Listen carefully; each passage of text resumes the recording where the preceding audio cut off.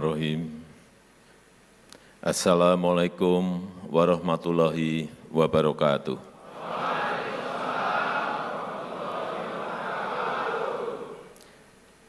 Alhamdulillahirabbil alamin. Asyhadu an la ilaha illallah wahdahu la syarikalah wa asyhadu anna Muhammadan abduhu wa rasuluh allati la nabiyya ba'dah amma ba'du.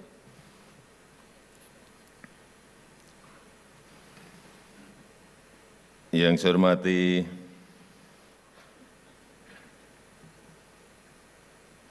para pimpinan dan ketua lembaga negara yang hadir, yang saya hormati para menteri Kabinet Indonesia Maju hadir bersama saya, Pak Menko PMK, Pak Menhan, Bapak Menteri Perdagangan, Panglima TNI, Kapolri,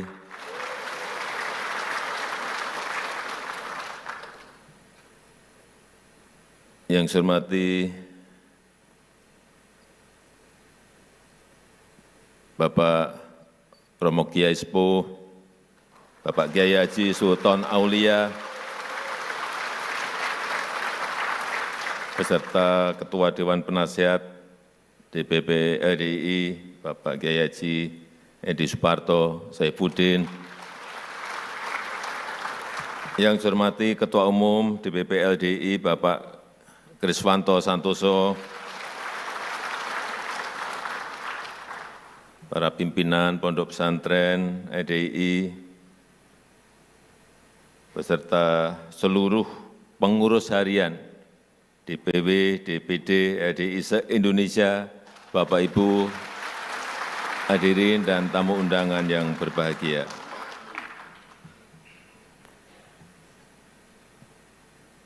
Selalu di mana-mana yang kita bicarakan adalah harapan kita kepada Indonesia Emas 2045. Termasuk tadi yang disampaikan oleh Bapak Ketua Umum EDI, memang kita diberikan peluang karena bonus demografi tahun 30-an, 2030-an itu memang biasanya dalam sebuah peradaban negara itu diberi kesempatannya satu kali. Tinggal kita bisa melaksanakan, melakukan lompatan atau tidak. Dan kuncinya betul, Pak Kriswanto tadi, adalah di pembangunan sumber daya manusia.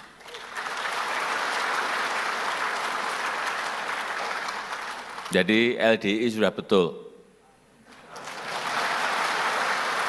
Tadi yang disampaikan oleh Pak Kris tadi betul. Kebangsaan, keagamaan, pendidikan, kesehatan. Sehingga terbentuk sebuah karakter manusia yang betul-betul Indonesia.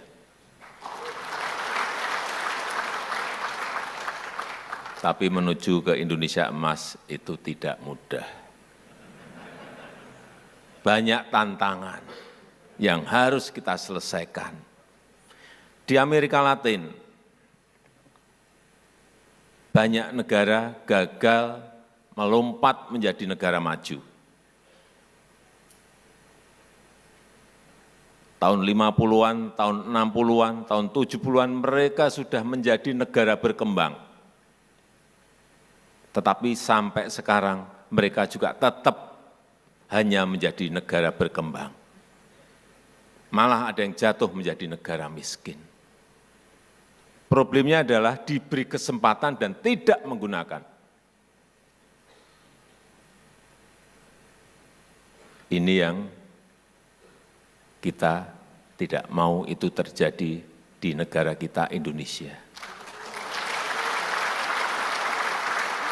Insya Allah kita bisa. Asal semangatnya seperti di Rakernas LDI pada pagi hari ini.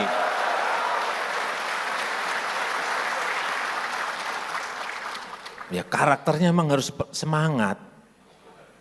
Karena yang kita hadapi adalah tantangan. Oleh sebab itu sering saya sampaikan, 2024, 2029, 2034 ini adalah momentum yang sangat menentukan Indonesia bisa melompat maju atau tidak. Sehingga dibutuhkan kepemimpinan nasional yang kuat, persatuan yang kuat, kekompakan yang kuat. Tanpa itu, sekali lagi, tantangan yang kita hadapi tidak mudah. Tantangan global, ini justru yang banyak memang dari tantangan globalnya. Satu, ketidakpastian ekonomi global. Enggak jelas sekarang ini ekonomi global arahnya mau kemana.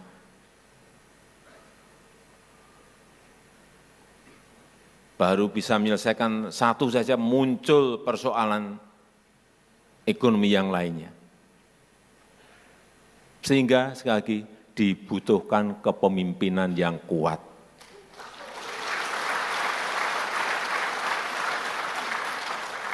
Jadi yang ditampilkan tadi pencak silat tadi benar.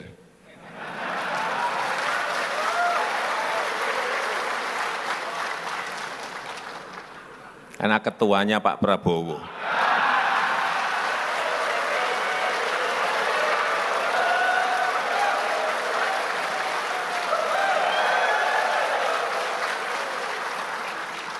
Sekjennya Pak Teddy.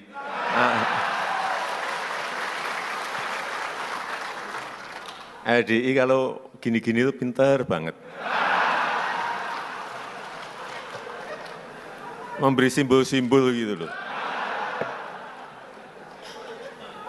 Jadi yang pertama, ketidakpastian ekonomi global yang sulit diprediksi, sulit dihitung, sulit dikalkulasi. Yang kedua, perubahan iklim yang juga sulit dihitung dan sulit diprediksi. Dulu kita kalau ada perubahan iklim, ya hanya dalam kata-kata, tapi sekarang sudah nyata. Kekeringan hampir di semua negara sekarang ini terjadi. Panas bumi yang naik, gelombang panas, kita ada 7 provinsi kemarin kekeringan sehingga produksi beras kita menurun. Semuanya merasakan.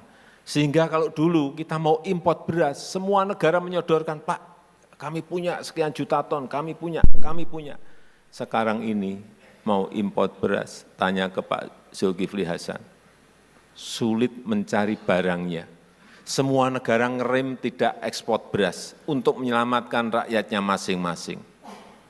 22 negara sekarang ini, kalau dulu ekspor beras, sekarang ngerem semuanya. Enggak ekspor. Sehingga betul, kedaulatan pangan, ketahanan pangan itu harus menjadi program kita ke depan.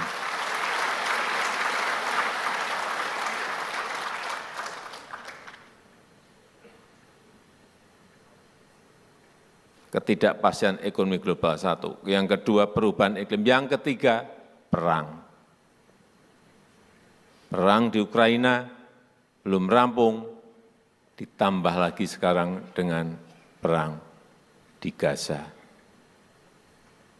Kelihatannya dulu saya berpikir, kita semua mungkin berpikir sama, Ukraina jauh sekali dari Indonesia. Apa dampaknya? Enggak akanlah berdampak kepada kita. Ternyata dampaknya nyata dan ada. Kita impor itu gandum 11 juta ton per tahun. Ternyata 30% itu importnya dari Ukraina dan dari Rusia. Kapalnya tidak berani mengirim barang karena ada perang, semuanya stop. Bukan hanya di situ saja. Yang kedua, ternyata bahan baku pupuk kita itu berasal dari Rusia, Ukraina, dan Belarusia. Problem yang kedua. Sehingga apa? Harga gandum juga naik. Sekali lagi, import kita sudah besar, gandum, 11 juta ton. Karena di Indonesia memang tidak bisa kita tanam gandum.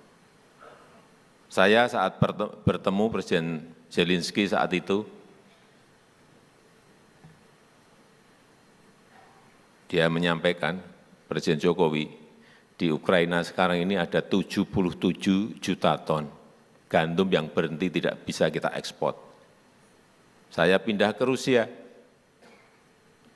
mau ngomong sama Presiden Putin 3 jam, cerita hal yang sama. Di Rusia ada 130 juta ton gandum berhenti. Artinya 207 juta ton gandum berhenti di Ukraina dan di Rusia. Artinya apa? Ada negara-negara yang tidak mendapatkan bahan makanan karena perang di Ukraina. Kita tidak merasakan itu karena di sana stop kita bisa mencari yang lebih dari negara lain. Perang di Gaza, hati-hati. Ini juga jauh, tapi tetap dukungan kita terhadap Palestina tidak akan surut.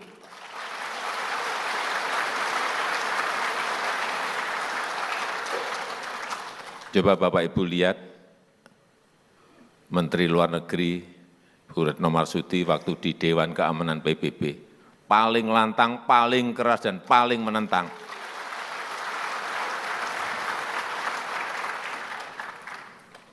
Saya juga heran, Bu Menlu kita ini. Orangnya halus, saya kok di Dewan Keamanan galak banget.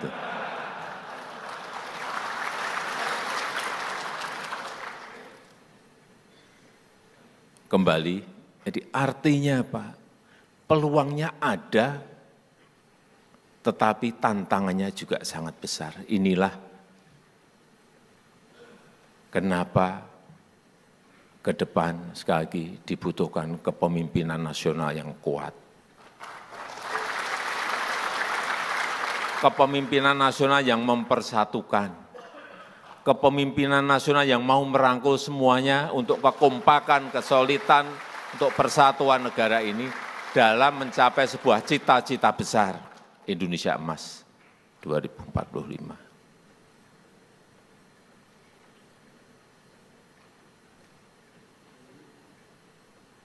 Itulah tantangan yang ke depan semakin tidak mudah.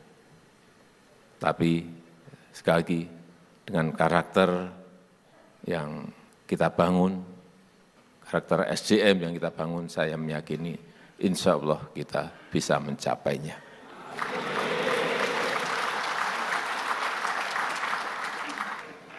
Saya rasa itu yang bisa saya sampaikan dalam kesempatan yang baik ini. Dan dengan mengucap Bismillahirrahmanirrahim, pada pagi hari ini secara resmi saya buka Rapat Kerja Nasional Lembaga Dakwah Islam Indonesia tahun 2023 dan saya resmikan Gedung Serbaguna Minhajul Rosyidin di Kecamatan Cipayung, Kota Jakarta Timur, Provinsi DKI Jakarta. Terima kasih. Wassalamualaikum warahmatullahi wabarakatuh. Selanjutnya kami mengundang Menko PMK, Menteri Pertahanan, Menteri Perdagangan, Ketua Umum DPP LDI, Ketua Dewan Penasehat DPP LDI, Ketua Dewan Pakar DPP LDI, Sekretaris Umum DPP LDI, Bapak Kiai Haji Sultan Aulia, Bapak Kiai Haji Fawaz Sultan Aulia. Tadi yang menjawab saya beri sepeda.